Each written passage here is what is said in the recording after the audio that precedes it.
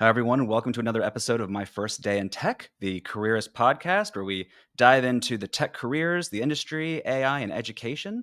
I am your host, as usual, Andrew, with 20 plus years of experience in product and creative. And with me always is your favorite UX researcher, Kamitha Dunn. That's it. Hello, hello, everyone. I love that. Yes, it's so good. We're getting grounding on that one. How you doing, Kamitha? I'm doing pretty good. I don't know about you, but seriously, we need to slow down the clock. I mean, Memorial weekend's what, next week? This week? Soon. And it's gonna be June. So this is awesome. And these podcasts have been going great. I don't know. Time is flying. Is it me or No, I agree. I agree. yeah. I agree. We're halfway through the year. So we're halfway into not making our New Year resolutions, all of the guilt that comes with that. But it's gonna get too hot to worry about that. So, I think we can all manage. All we need to do is just get through the summer. Um, Right, and the cicadas yeah, that are coming. and the cicadas. It's funny. I've been thinking a lot about the 20 plus years. We talk about that in our career and how long we've been in the industry and how things have changed. And I was thinking when I first graduated college 20 years ago, I my portfolio was full of print design work. It was all logos, all print work. I had, I think, one website in there. And you have to keep in mind this is what 3 years before the iPhone debuted, as if I could afford that.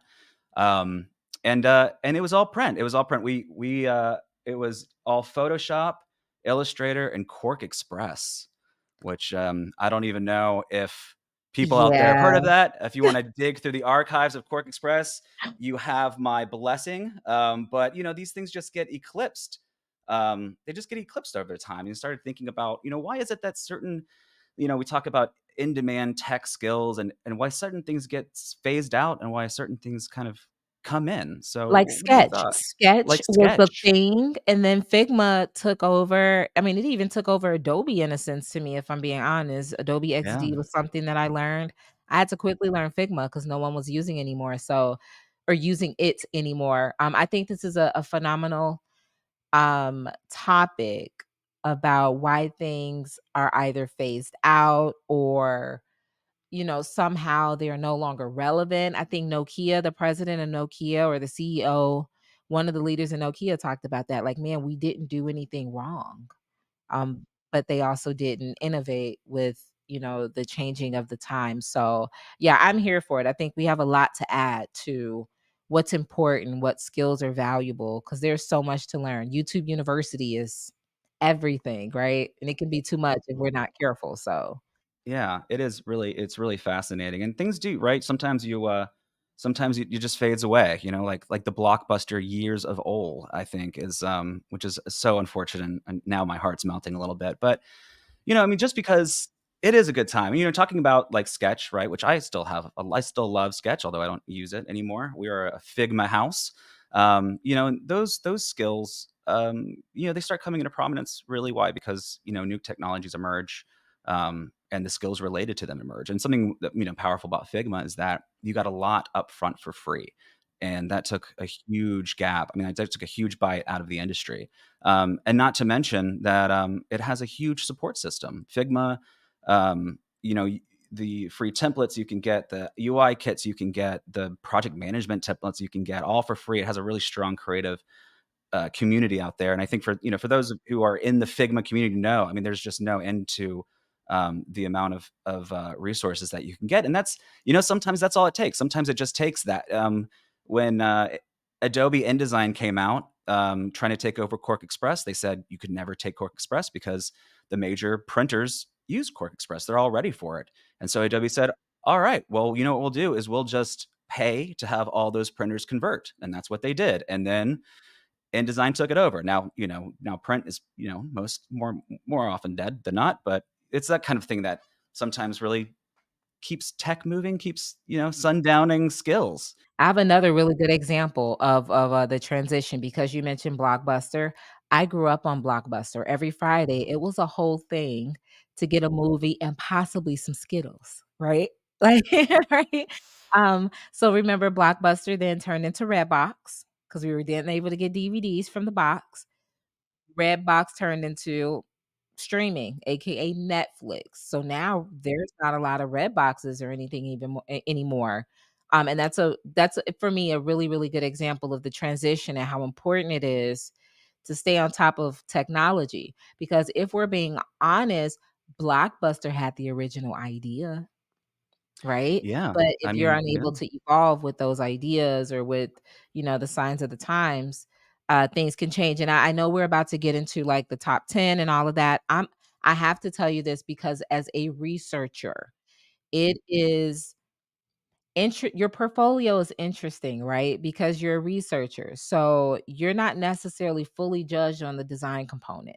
Although it's important for you to understand design because visually people need to be able to follow your story, and the information that you're portraying, your design methods and things like that.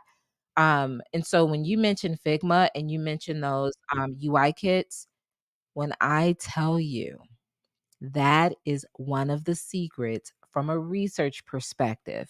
When it comes to creating your portfolio, that was a game changer because what it did for me is I was able to communicate from a research perspective because we're wordy and everything is words. And who wants Right, to right. read a portfolio full of words? I was able to communicate what I was doing, how I was doing it, and how I was able to. I gave an example of me completing it, right? But also an example of passing it off to say a principal designer or someone who really knows what they're doing. And as a result, I was able to create wireframes. So it was so easy to communicate my thoughts. And it is impressive for a designer, or excuse me, for a researcher, to really understand design skills because depending on how big the company is, they're separate, right? And Microsoft researchers are separate from designers. However, it is so important to have some jargon or some knowledge about their processes and things like that because you have to communicate with them and you have to sometimes tell them about deadlines and, whatever the case may be, and having that, knowledge of what they go through or even the lingo or the language that they use is really valuable, and it really, really goes a long way. So tip number 1 from a research perspective, those Figma UI kits and oh, man, I mean, take them, use them. I literally created a whole, um, app using those UI kits. The buttons were the same because I'm a designer, but I do way better when I'm able to pull UI kits. So, Oh, yes, absolutely, and hands that's down benefit. as a product designer and a product design educator, that's something that I talk to my students about a lot and just letting them know when you're getting into this business, chances are pretty good you'll be working with a pre-designed library that is gonna be upheld by another group of people. And so, though we talk about iconography and the importance of having strong icons and their usefulness and what they're for, et cetera, the the separation between kind of the design and the graphic design of the library and the UX UI design that the product designs are going to be in, they can be often separated pretty strictly. So, introducing students um, to these kits that Figma offers, design libraries, find them out.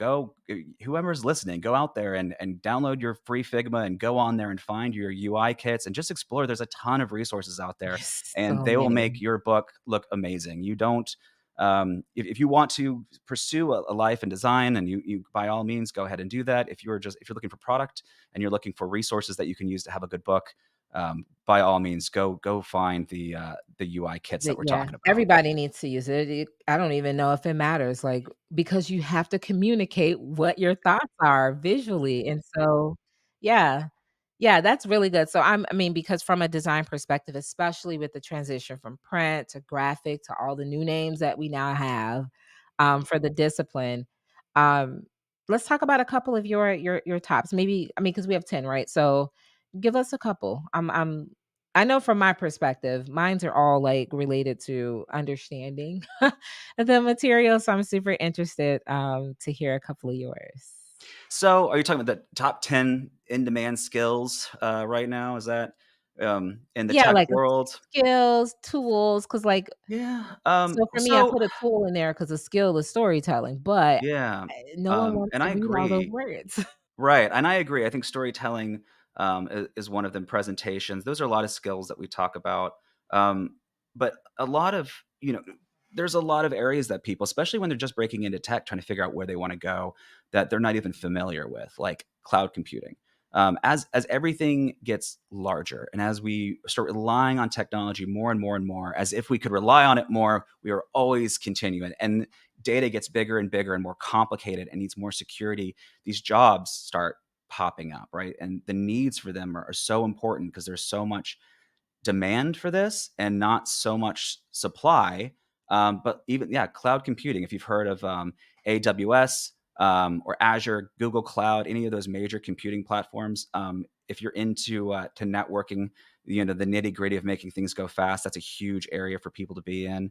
Of course, artificial intelligence, machine learning. We talk about this all the time, and you can't throw a rock without hitting an article about Chat GPT or you know, and so, um, we're working with these machines that are, a way of programming that improves data, that recognizes speech and images. I mean, these are huge things for people to take a look at. Um, but even stuff like product management, I think, is so important for nearly everybody to kind of get a skill set in, whether you're a researcher or you're a product designer.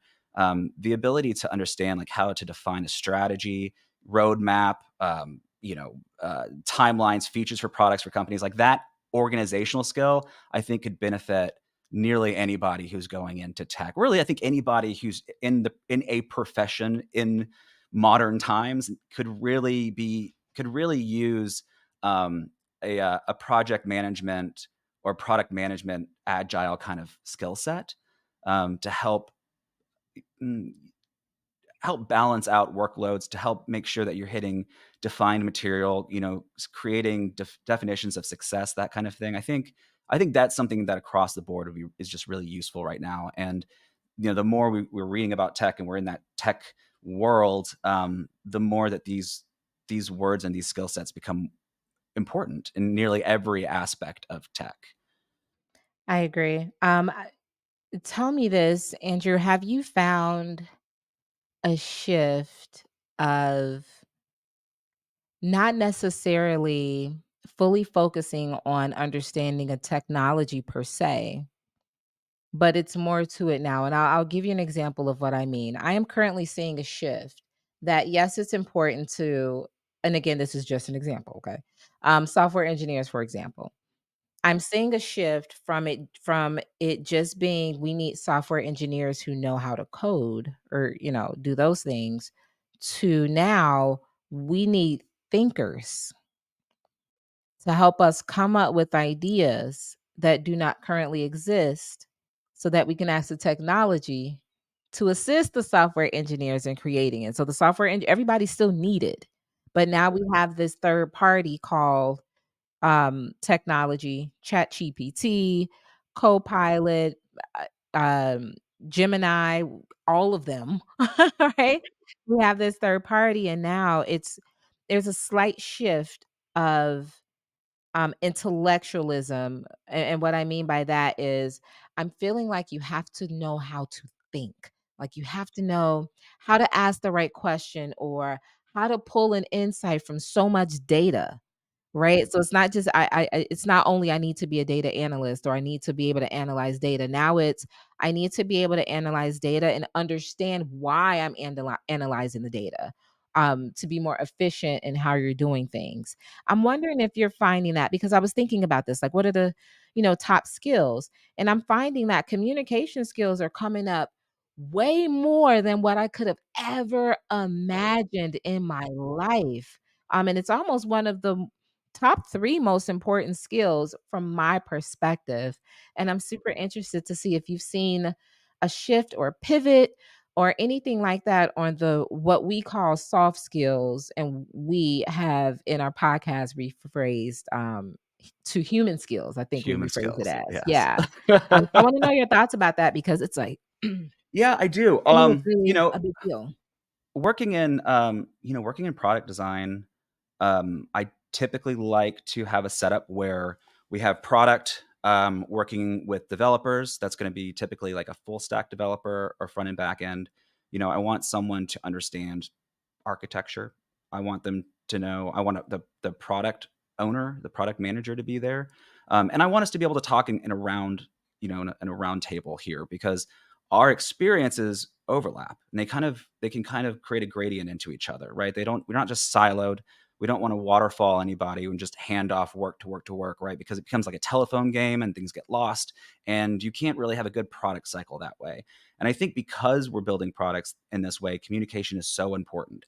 um, I want to talk to, we're doing the research with our users, and I say, okay, well, this is what I think that, this is what our users are wanting. I think this is our concept that we want to work with, but I can't just strategize this on my own. I need to talk to engineers. I need the product owner to have the big, idea, the imagination, and keep the ship together on this. I need the project manager to make sure that everyone is aligned, that we're hitting deadlines, and we need all of these people to be able to communicate together. So we're speaking at this round table to make this product happen.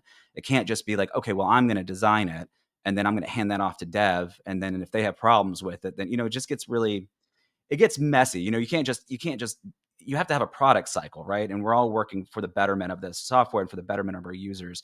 And I think that's where communication comes in, especially in my world, especially whether you're talking to stakeholders or shareholders.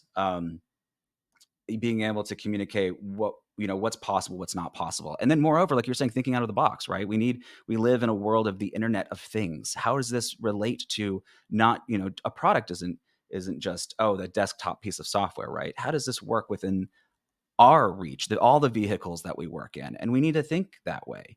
um, and I love hearing ideas from our developers and from our uh, product owners. And they like, well, I was on so and so the other day, and I saw, I was thinking how interesting it would be, and they give you a perspective tilt, and it really allows you to see a product from all angles. And I think that is one of the really most powerful things about communication right now, is the ability to say, well, we are greater than oneself, right? And together we can make something, awesome.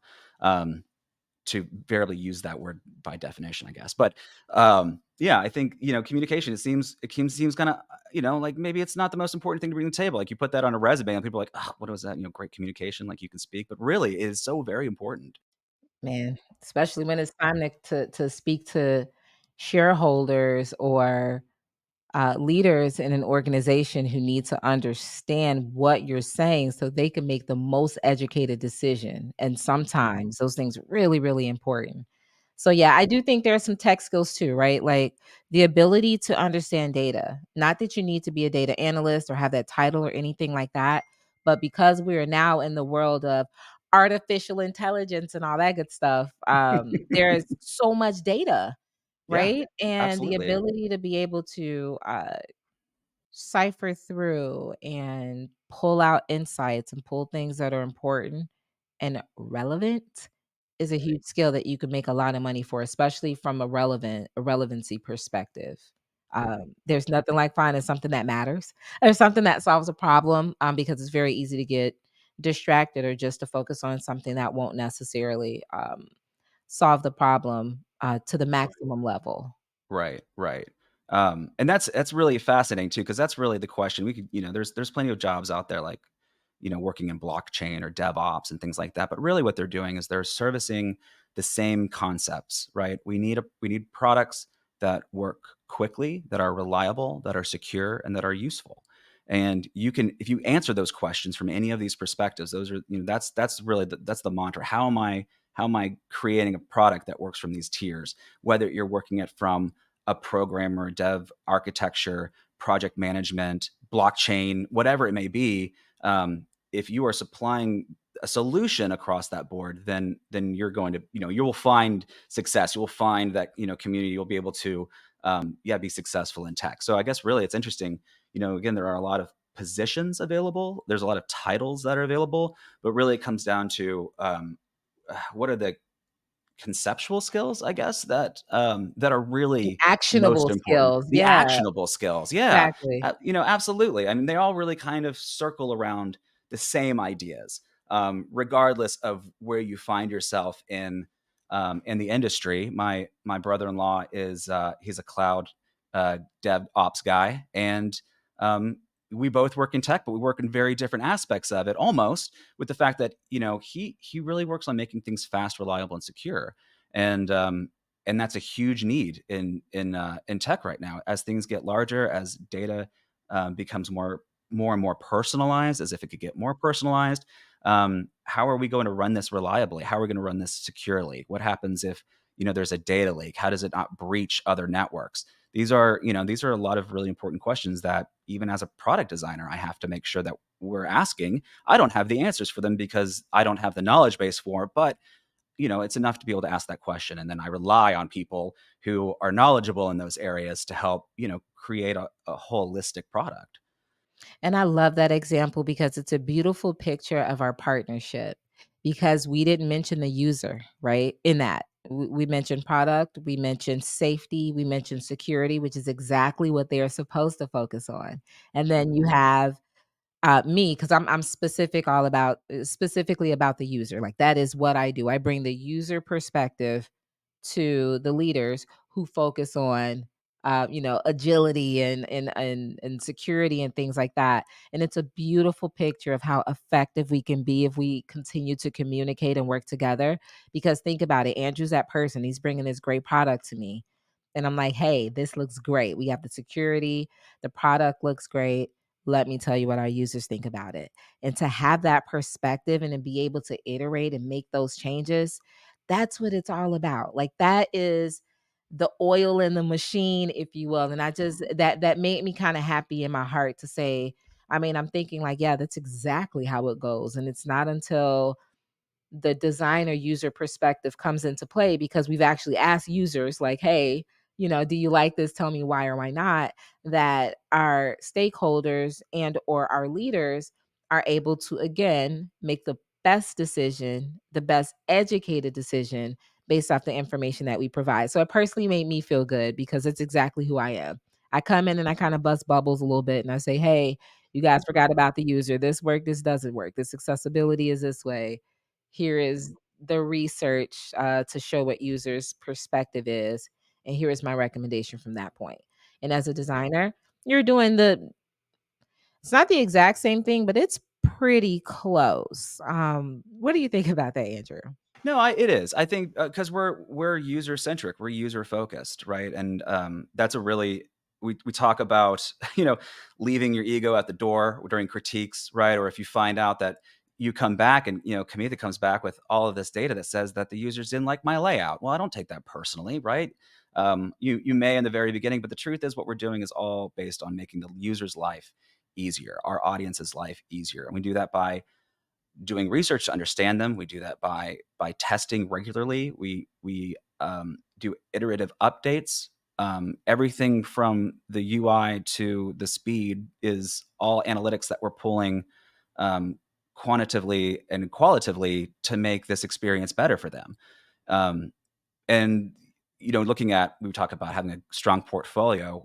I always want to hear, well, from the user's perspective, or we talk to the users, or this is what we're doing for the users, to have that targeted have that target output, I think is really important. So I say I think it's the same. It's that same actionable skill of saying, well, user first, how do we make this harder, better, faster, stronger? And who do we need to employ in this room to make that happen, in the 360-degree view. Um, Absolutely. yeah, Shout out I think Kanye that, West for that song. Harder, better, oh, faster, stronger. Dun, well. don't kill me, kill me, make me stronger. Good All right. Well, job. I'm gonna give props to Daft Punk for that one, whoever wants to start that debate. But all That's right. awesome. I don't know who that is. I'm gonna Google it now, though. Come on, bring the It's culture to me, Andrew. Let's it's learn Daft Punk. It's together. Daft Punk. It's cool. All right. All right. That's Um, awesome. yeah. So harder, better, faster, stronger. That's our hashtag for today, if you can fit that in. And but really, that's really what it takes, right? We're talking about communication and how do we make this thing run lean all the time. We have a lot of data we're throwing around. With machine learning and AI, it's even bigger. I mean, I think you were also like DevOps, site reliability, that kind of stuff is all about keeping code clean, keeping things steadily moving around. And then, I mean, even down to stuff like quantum computing, which is just complete science based on that I have no idea what I'm talking about, but I know it's all about making things run faster, getting data into smaller areas, and we're going to True. need that more and more because we're becoming more and more dependent on We're technology. bombarded with information that's not even relevant. Like, I did a 23 and Me, excuse me, a couple of years ago, and now it's like, "Hey, would you like to know why you like sour food? Did you know 23% of people?" And I'm like, "I don't care." Like, it's interesting though, but, let me transition a little bit too, because 'cause we're talking about, top 10 skills. We talked about user research, of course, that's my go-to because that's what Yeah, I do all the absolutely. time. But I Mhm. also wanna talk about market research because 'cause they're Yeah, different. market research. Yeah, It is absolutely. extremely important to know what your competitors are doing in the industry. Not that you're Mhm. mimicking them or anything, but, on a regular basis, I'm looking at our competitors to see how they're using their algorithms, how their, machine learning and their, roadmap. Like, what do they have going on for the next 2 years? How can we as an organization make sure that we stay ahead?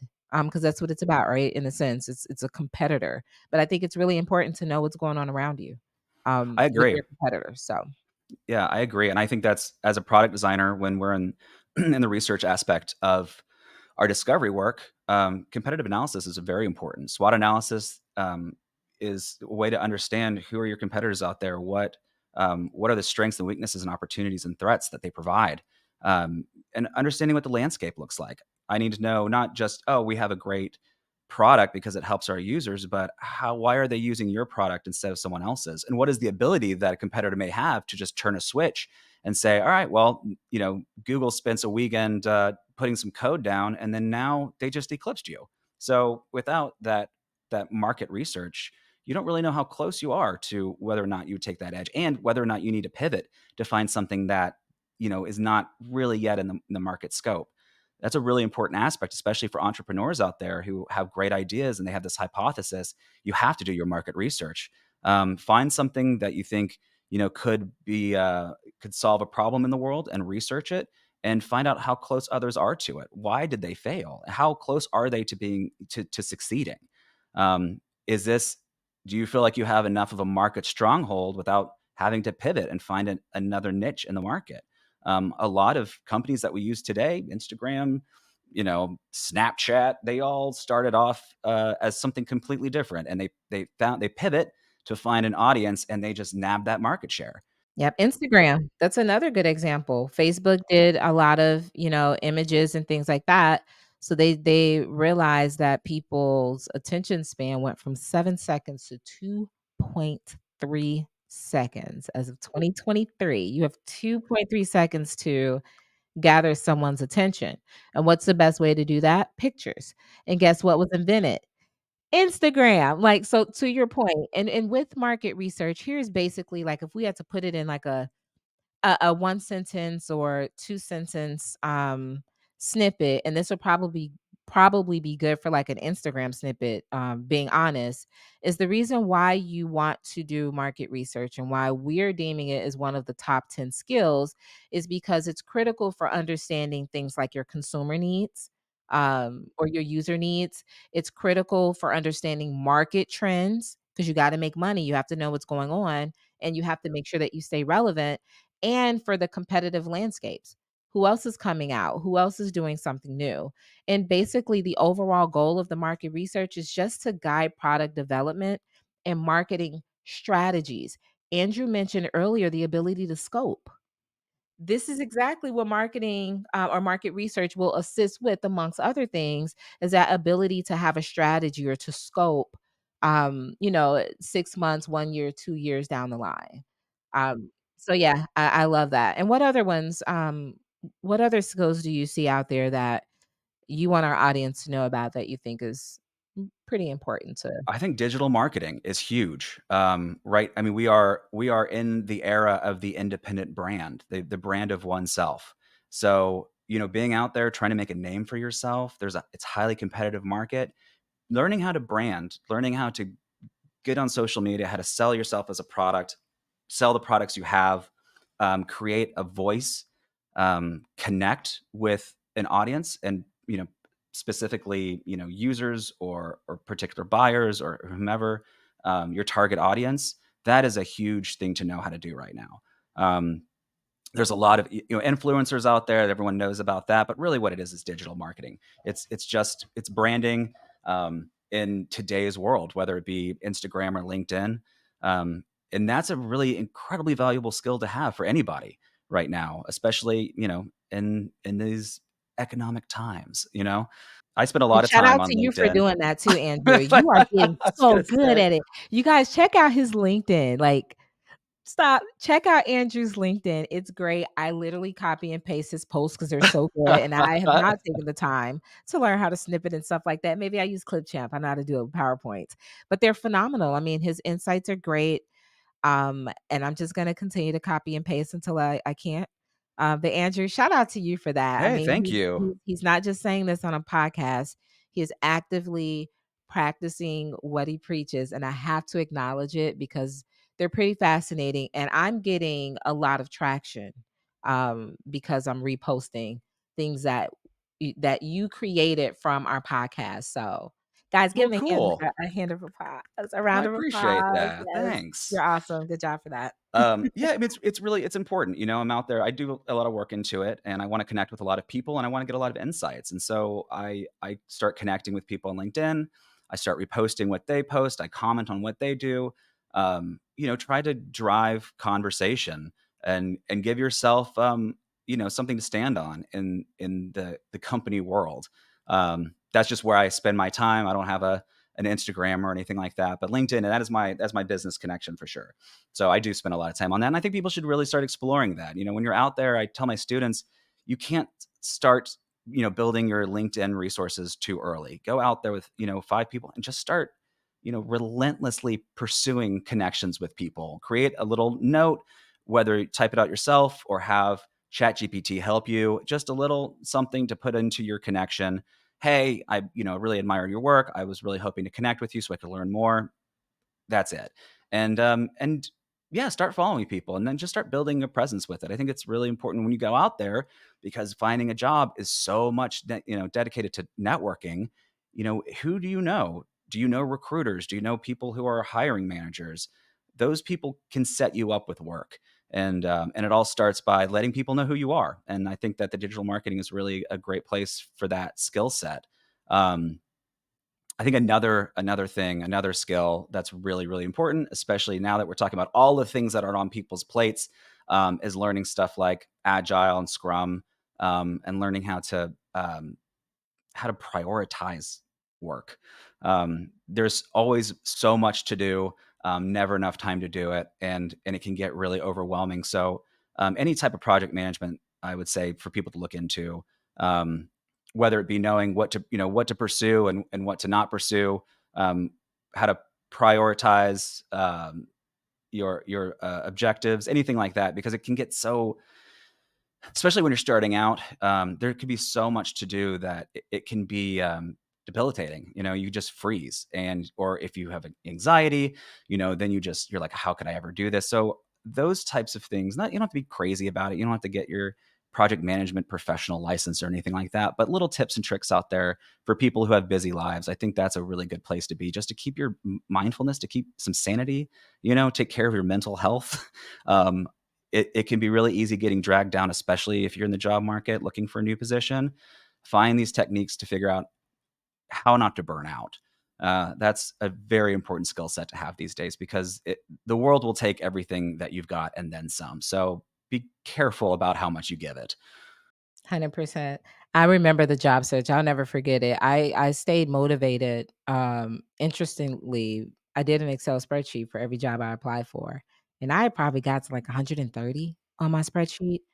And from there, it became after you go through so many interviews, you just stop caring in a very respectful, positive way though, but you stop trying to become what you think people want and you become who you are.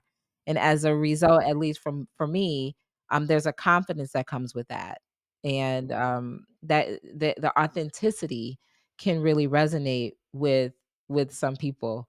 So I think it's super important to uh, do something that continues to motivate you, especially if you're in the job search. And for me, I was just like, I'll be damned if somebody don't hire me from this 140 Right? right? company list. And I just wanted to be able to show people once I actually got a job, like, man, I applied to 100 and something. I'm just gonna round it off to 140 companies, whether it was, referrals or not. I just put them all on there. And from there, I got 5 interviews. Like, that's it. That's crazy. But from those 5 interviews, I got 2 offers. And one of those offers was a contract position for Google that I worked for like a month for, and then the full time position with Microsoft. And so it's possible. You can't give up. You have to like trick your mind and make it a game or something. Um, I'll tell you this, I learned those design skills, whatever it takes, right? So just find what works for you and what motivates you, whether it's a vision board, because I'm that person too. Mhm. I cut out magazines and make vision boards. I got a little 6 pack on there, so yeah, we'll see. Uh, we'll see how that works. But whatever it takes, there's nothing too silly, or it doesn't matter. Whatever it takes for you to feel like you got it, because I'm telling you, was that for me, that was like half of the battle, was me feeling like I deserved it enough to go for it confidently. And the other half was once I got it, be brave enough and strong enough to communicate as effective as I can, um, with the goal of people understanding you, and getting the job or working for yourself, whatever you decide to do. But be true to yourself, and sometimes you got to encourage yourself. Mary has a song, and it's called "Encourage Yourself," and you have to There it do is. that a whole lot, even after you get the job, because not everyone Right. understands, they don't or agrees, and you have to just stay encouraged and stay confident in what you're good at. It's so I'm true. I'm off my motivation high horse now, but No, I we don't I gotta think talk that's about that really stuff I sometimes. think that's really important for people to know. I mean, you have to stay motivated. You can't burn yourself out. We've all been there. We will all be there again. I call it the beat down.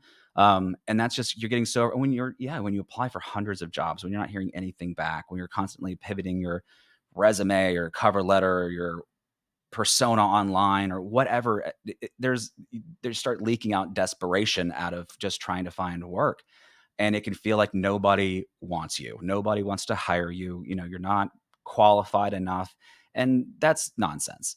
Don't let that negativity creep into your head. You're just going to have to walk the path long enough to find the solution, and I promise you, it's out there. Just like any other problem, the solution is just sitting there, and you just need to find it in the dark. Every step that you take is getting closer to it, and in retrospect, when you look back at this story, it's going to make a whole lot of sense. But when you're living there in the present, it's gonna just seem just chaotic, like a chaotic It's mess. I gonna can suck. remember Yeah, it's gonna right. suck. I think I think about my career, and it is really I feel it's very disjointed. But when I sing it along in a narrative, people are like, "Oh yeah, well that makes a lot of sense. That seems like a really natural step." But I remember being there. I remember being there, laying laying in Chautauqua Park in Boulder, Colorado, thinking this is never going to work. Like this is never going to connect for me. Um, and it was just because I was in that weird crossroads in my life and my career. I was in my mid 20s, and I reminded myself that someday I will look back on this and it will make a lot more sense than it does now. And that is very true. And now that I'm 40, I can tell you that that's the perspective that you have to remember. Post retrospectively, remember that this will all make sense in the end. So whilst you're looking out for a new job, you're trying to pivot to find some stronghold, or you're trying to find that great idea to be an entrepreneur. It's out there. So be mindful of your own energy usage. Be mindful of how you communicate to yourself and to others. And I promise you, the solution is there. So just hold fast. Take a So there you go. That's screenshot of mine. us and put us on your vision board. I'm Right. kidding. Yeah. Just start reposting all of our stuff It's and hilarious. put us on your vision board. Oh, help me.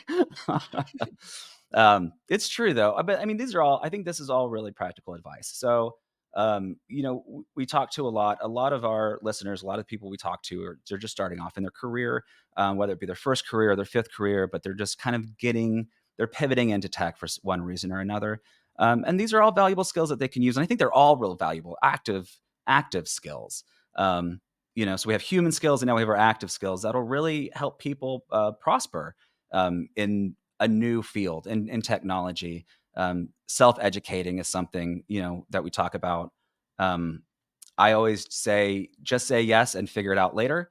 That's one of my mantras. And also, try to join meetings that you're not invited to, so you can sit down at the table and learn from different perspectives. I think all of those are really valuable assets.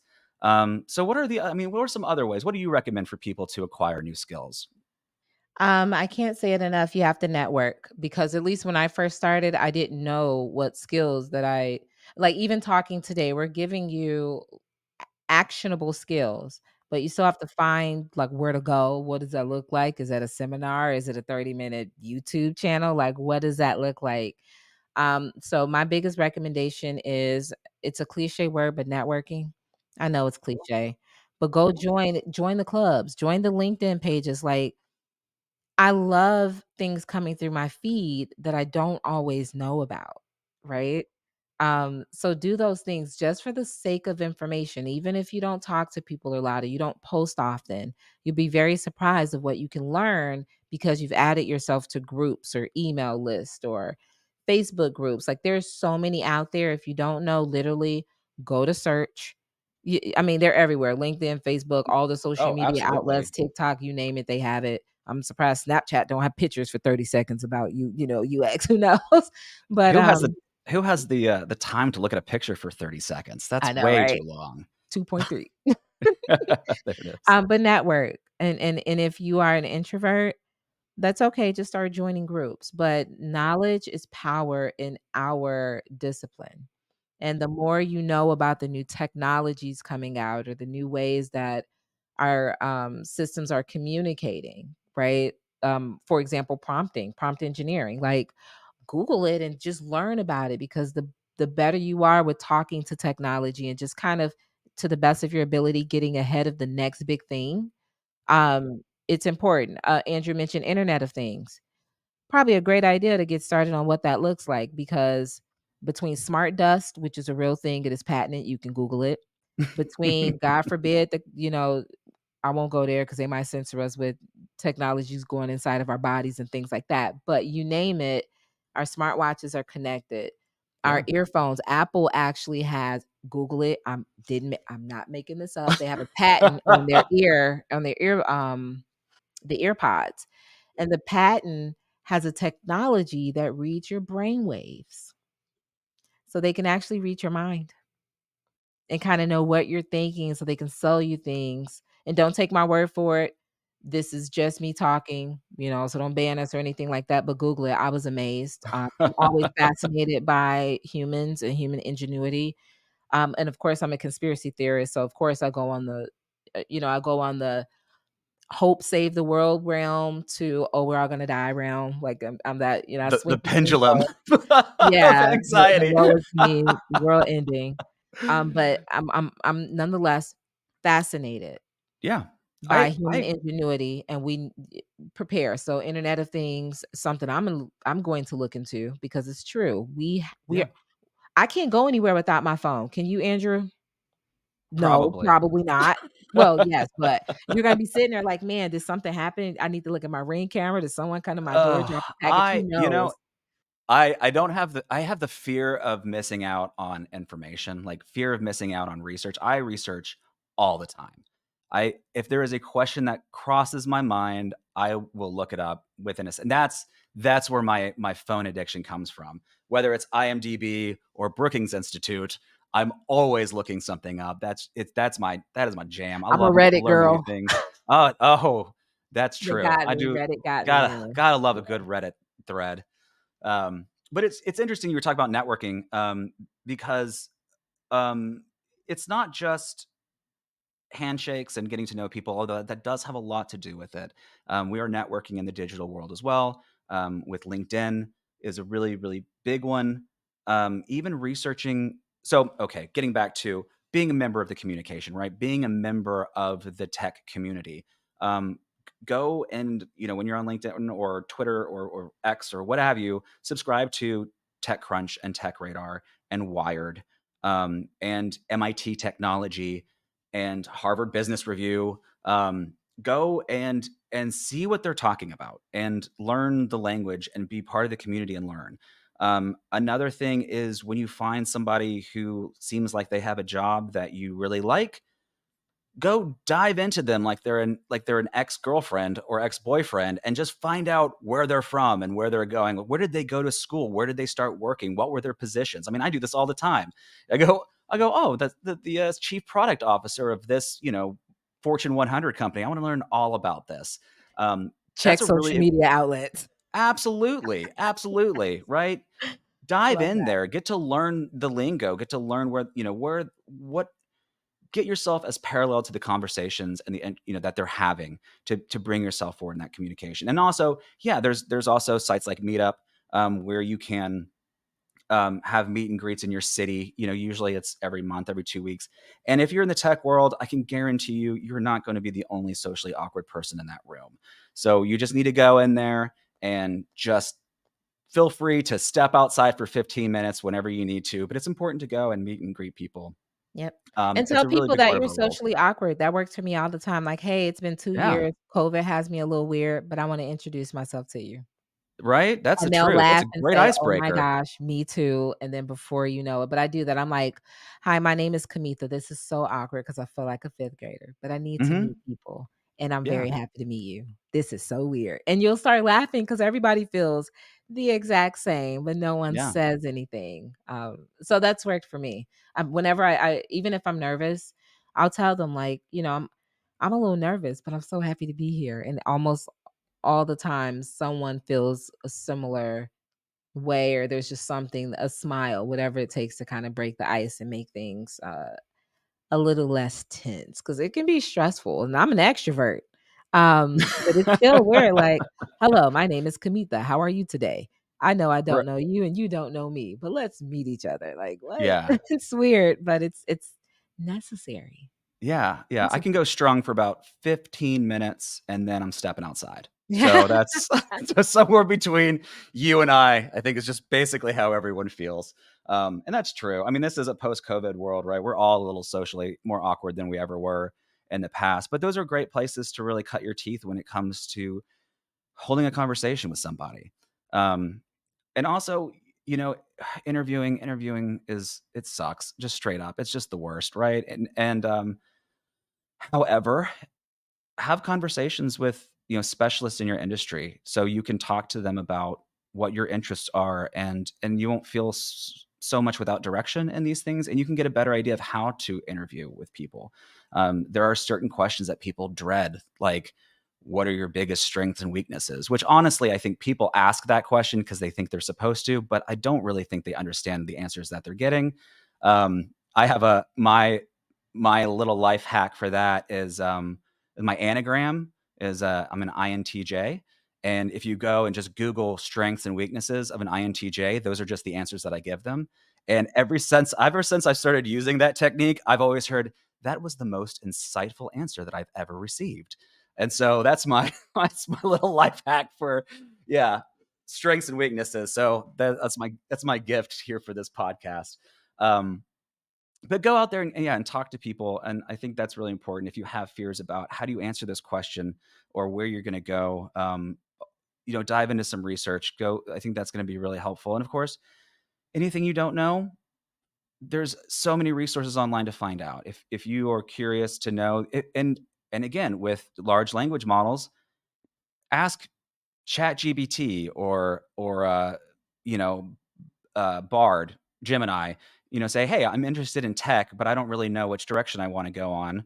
These are my interests." Have a conversation with it. Not only are you going to learn how to communicate and prompt for AI, which is incredibly valuable skill, but you'll also learn more insights about the technology business and all of the people that make it happen. It's an incredible, incredible business to be in. I couldn't imagine being in this or anything else except for education, which I am in.